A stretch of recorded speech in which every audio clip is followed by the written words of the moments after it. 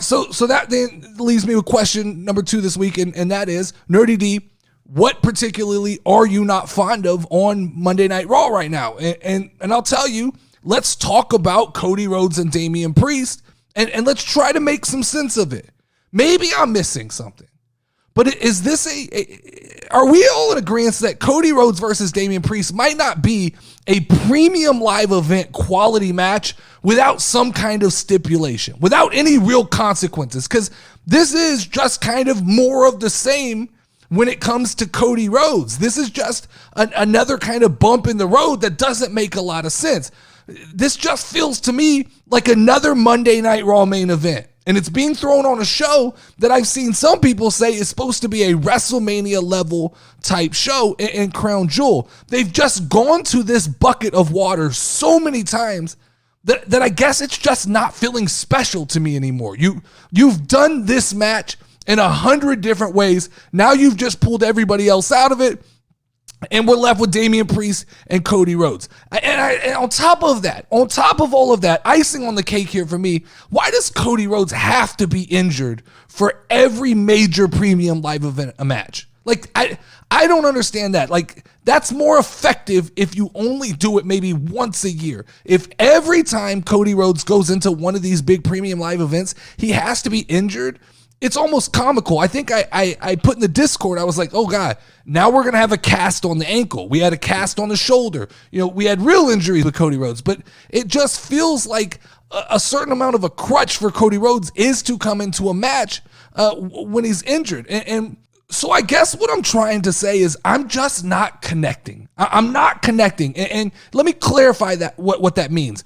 Damian Priest and Rhea Ripley are running around telling Seth Rollins that he can't cash in on Damien, and he's done a good job avoiding him, even though we've seen 10 times on TV them insult our intelligence, and Damian Priest is just not going to cash in the opportunities where someone would normally cash in. So when I look at these matches, and I look at matches like Damien Priest and Cody Rhodes, it just doesn't feel like there's enough at stake to call this a premium match. Like, I would love, and I know this seems pretty obvious and cliche, but add the briefcase to the story here.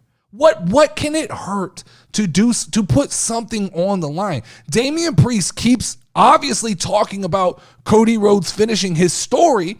He should tease Cody Rhodes with the opportunity to obtain a free shot at Roman Reigns whenever he wants.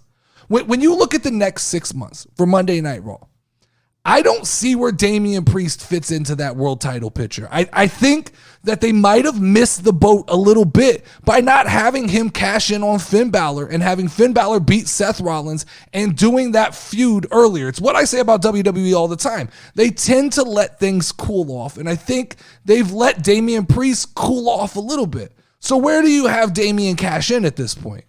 Is Damien the guy you want the title on come WrestleMania? If he is, cool. Let's do that. I don't think he is. I don't think that Damian Priest's name goes on that marquee in one of those, there's kind of 4 big spots. I don't think Damian Priest is one of those 4 guys. And I think that Raw suffers from WrestleMania booking. And what I mean by that is there's kind of a curse where when you start booking out towards WrestleMania too early, certain guys get pigeonholed. And so you start booking these matches like a year in advance, and then we know that Cody is just in waiting until he can insert himself back into Roman Reigns' story. So until then, you just have to book Cody Rhodes to protect him enough that he's still a viable opponent when he gets to Roman, but you got to put him in matches, I guess, that feel interesting, but ultimately, to me, they fall flat when you kind of know where you're headed. And here's my other problem with Cody and Damien. This is another premium live event where the tag team titles are being held up in a match that isn't a tag team match. There's an entire tag team division that is foaming at the mouth to get screen time and claim that main prize. Meanwhile, the titles are being booked into a corner on guys that you need to protect and guys that you want to push as single superstars. You've had opportunities to get those belts off of these teams, yet you still continue because WWE's booked himself into a corner in other positions, because they have a title on Seth Rollins and Seth. For some reason, Seth is not main eventing the shows. Now, he's main eventing premium live events, but he's not main eventing Monday Night Raw. The main event has been Cody Rhodes in this Judgment Day story, and I guess to make it feel interesting, they felt, let's put the tag team titles on them, even though I think they've done a terrible job ever since Kevin Owens and Sammy won the tag team titles and transferring them to Judgment Day and then transferring them to Cody and Jay. It's just, that's felt messy. When you have so many tag teams that are ready to go, it just kind of feels messy to me. Now, if they bring this all back together, if they get creative at Crown Jewel and all of this Rhea Ripley stuff starts to come together, all the kind of backroom deals she's been making and planning, and that all comes together and Drew McIntyre is somehow a part of all of this, okay, it could get interesting, but the reality for me is that I think more than likely this is just a holding match for Cody Rhodes. They need to put him on the card at Crown Jewel because everybody wants to see Cody, and this is more of a meaningless match